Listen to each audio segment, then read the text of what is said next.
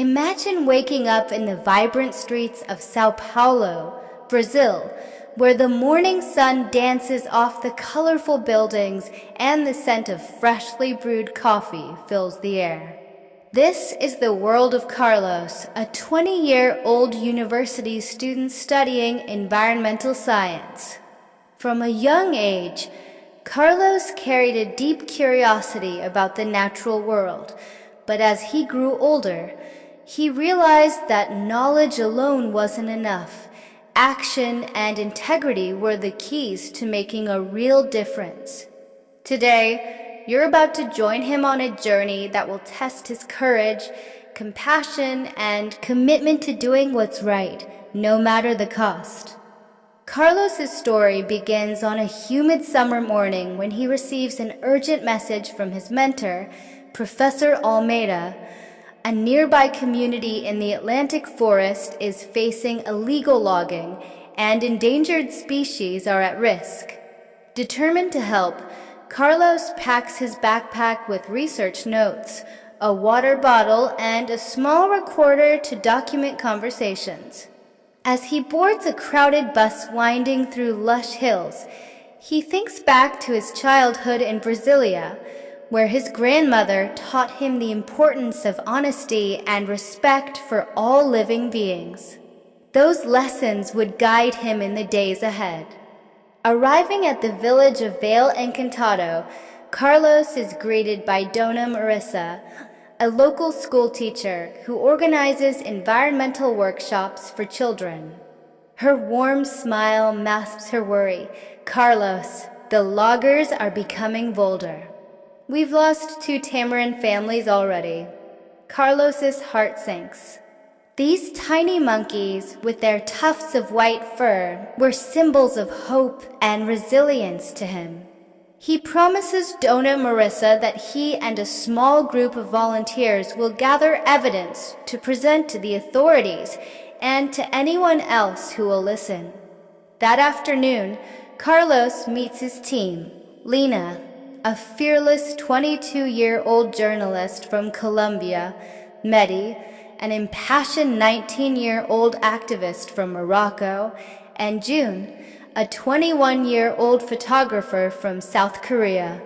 Each carries a unique skill: Lina's piercing questions, Mehdi's rallying speeches, June's eye for powerful images. Together, they form a mosaic of cultures and ages, united by a shared belief. Protecting the forest protects humanity's future. Their first task is observing the logging sites under cover of dusk. Carlos's palms sweat as he crouches behind a thick bush, peering through binoculars at bulldozers tearing down ancient trees. He clicks his recorder on, hoping to catch the loggers' voices. Suddenly, a beam of flashlight sweeps across the clearing. Heart pounding, Carlos holds his breath. Lina's metallic voice whispers in his ear, "Stay calm. We'll retreat slowly." Inch by inch, they back away, their footsteps quiet on the soft earth. The night air is thick with tension and the distant call of nocturnal birds, some of which might soon vanish. Back at camp, they review the footage and recordings. Lina crafts a narrative that exposes the illegal operation, weaving together testimonies from villagers and hard evidence. June's photographs capture the devastation: stumps where towering trees once stood, muddy tracks where wildlife once roamed. Mehdi drafts a petition demanding immediate action from both local government and international conservation groups. Carlos uploads their findings to social media, where the story begins to spread like wildfire. But as attention grows, so do threats. A menacing message arrives on Carlos's phone: "Leave now or face the consequences."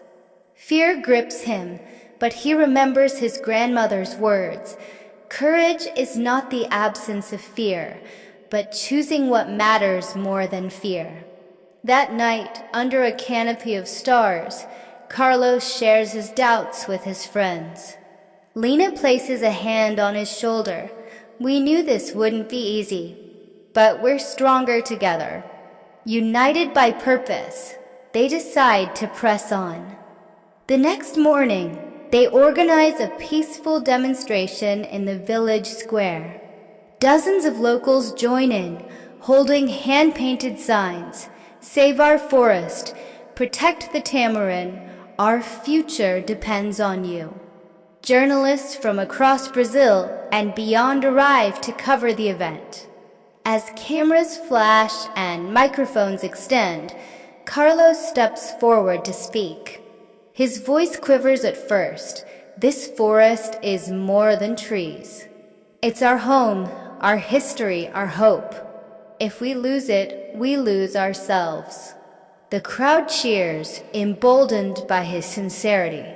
Meanwhile, Professor Almeida works behind the scenes, meeting with regional officials to demand an urgent investigation.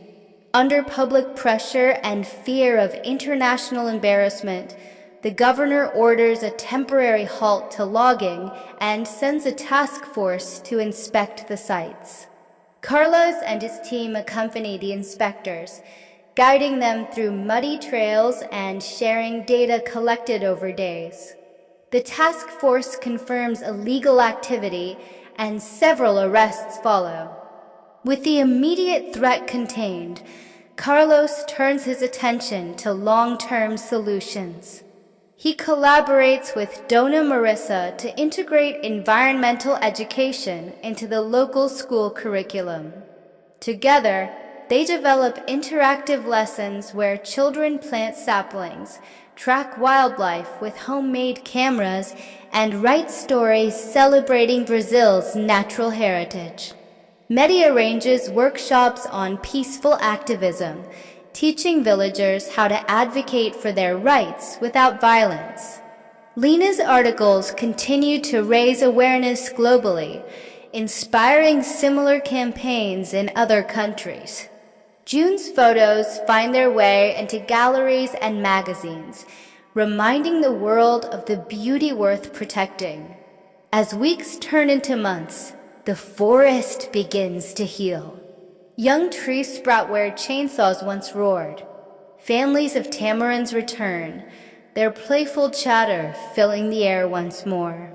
The village of Vale Encantado transforms into a beacon of resilience, proving that collective action can overcome greed and apathy. Through it all, Carlos reflects on the moral lessons learned, that honesty in reporting injustice can spark change, that kindness toward nature and each other creates lasting bonds, that courage lies in standing up for what's right, even when the odds seem insurmountable.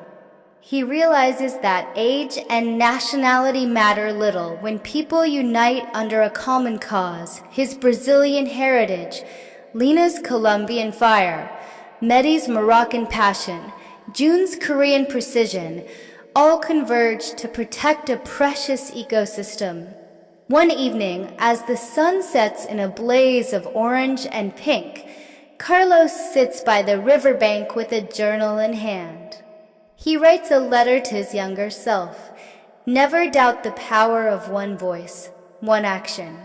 Every small step forward ripples outward, touching lives you might never meet. Integrity and compassion will guide you through darkness into light. Always remember, the world needs your story. Before signing off, he turns the camera on himself for one final message to viewers around the globe.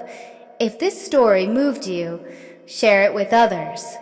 Let's spread the message that when we stand together, we can overcome any challenge. Like, subscribe, and hit the notification bell to follow our journey, because this is just the beginning. There are countless stories waiting to be told, lessons to be learned, and lives to be changed.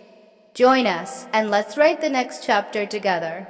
In the end, Carlos's journey wasn't just about saving a forest. It was about awakening a community, forging friendships across continents, and discovering that true purpose lies in serving something greater than oneself. And as you close your eyes tonight, remember that you, too, carry the potential to be a guardian of hope, a storyteller of change, and a catalyst for miracles in a world hungry for goodness.